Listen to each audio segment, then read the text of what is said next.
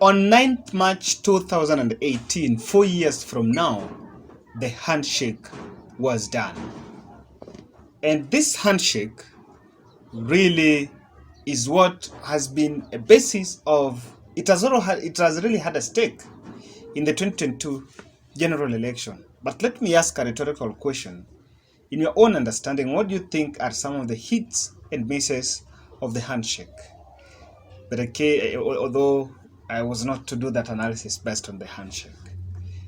Today, Jimmi Wanjigi have officially joined SAFINA party after a protracted fight with ODM. And I think finally it dawned on him that ODM party was not going to support him in his presidential ambitions. And he announced during the press conference that he's going to vie for the presidency using the SAFINA ticket. I think they have an NDC on 20th. On the fateful day, he will be announced as their presidential candidate. SAFINA party is owned, or rather the party leader of SAFINA is Paul Mwite. Paul Mwite was a presidential candidate in 2013. SAFINA party, Paul Mwite are some of the founder members of Ford. Remember, these are some of the leaders that were with Raila Odinga, James Orengo, and Kiraitu Murungi in the clamor to multi-party democracy in 1992. So this has finally happened. But just before that, I just want to give you a snippet of something that was happening at KANU headquarters. And it seems Kalonzo Musyoka have maintained his stand, because Nick Salat said something that I want you to listen to. Chairman,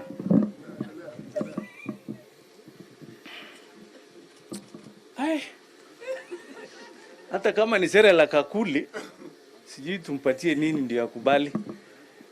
Hii mtu tumekaa na yeye ni nini anataka hii mtu. Ningependa tu chairman,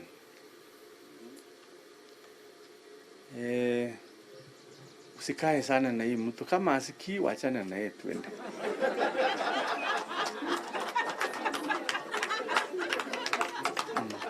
You know, kama asikia ukweli, kama asikii wacha tu. Hata kama ni kukaa na yeye na kubabysit yeye mpaka saa ngapi, wacha tu chama. We love you.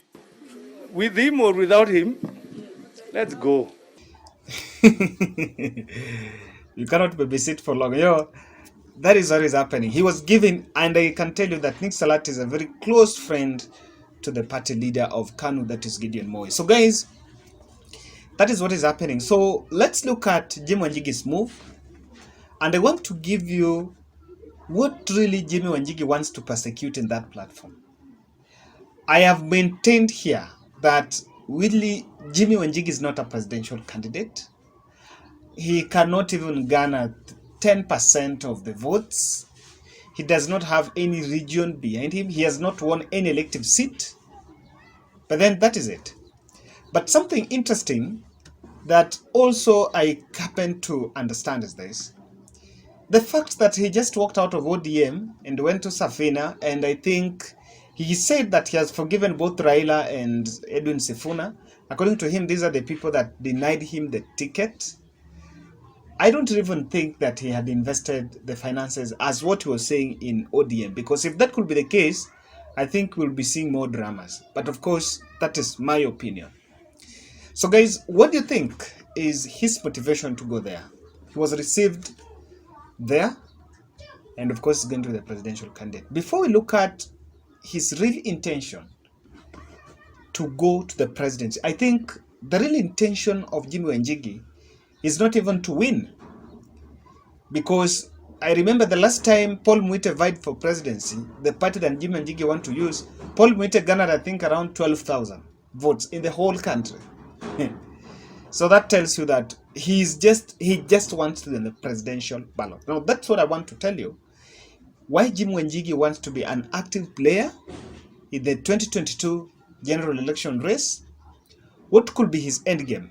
And of course, at the end of this analysis, we'll find out that. Guys, if you're watching this video and kindly, you're not part of the 10,000 subscribers, kindly confirm your subscription and also click the notification bell. Whenever we publish a video, you'll be notified. One, Jimmi Wanjigi is trying to set up Raila against the Kikuyu Nation. And let me tell you, just before, 2 hours before they went for that press conference, Kabando, who is the current Nyeri senator, was actually vying for the Nyeri senator seat through SAFINA, and he ditched the party just because of this. And listen to this, is what he said. After consultations with the Kabando campaign, allies, stakeholders, and a review of developing political scenarios in the party, vis-a-vis the ideals we hold dear, we have concluded that SAFINA is no longer fit for hashtag Senator Kabando bid. Further details Friday 3 p.m. We thank you. Nyeri first. So he moved out, and I think Kabando left SAFINA because he realized that with Jimmi Wanjigi being endorsed as a presidential candidate, and Jimmi Wanjigi has actually gone against the President Uhuru Kenyatta, he was going to lose the Nyeri seat because he would be with a team, with a party that is a bit unpopular. Actually, Jimmi Wanjigi was making the SAFINA party. He's going to make SAFINA party known in Nyeri, but very unpopular. Now, if you listen to what he's saying, the choice of the party, Paul Mwite is from Kikuyu, and he had also an option of picking, I think, another, is it Green Conservation Party, and he turned down going for that. And in his speech, he's so specific on the issue of taking the power to game a nation. That is something that was very open in him. Secondly, Jimmi Wanjigi wants a confrontation with Raila Odinga. And what they understand is sometimes there are leaders that have made a name simply by opposing Raila. And Jimmi Wanjigi believes that in any case he's going to stage a very good opposition against Raila. What he wants is to perpetuate this narrative on the way he was removed from ODM. Even when he was at SAFINA, when you listen to his speech was, I think he mentioned ODM party more than 10 times. So being consistency in the political scene is going to help him have that confrontation against Raila. And in his own opinion, that can give him some clout.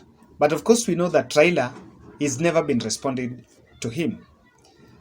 Thirdly, Jimmi Wanjigi is looking for a platform to persecute, or rather to execute, the dynasty narrative. When you listen to his speech, and I have to maintain here that he is not the presidential race to win. No, he's not there to win. He can't win. He's not a presidential candidate. What he wants is just have a political narrative against both Raila and both Raila and Uhuru. And he's on record saying that the two families of Kenyatta and Jaramogi cannot rule the country forever. So one of the things we'll find out that in his campaign manifesto, or part of his campaign narrative, he will try now to join Uhuru and Raila in one basket, and with that revive the narrative of hustler, of dynasty, that these people are coming together because they are dynasties. And that is one thing that is coming over to see. So after that, there are two questions that are emerging.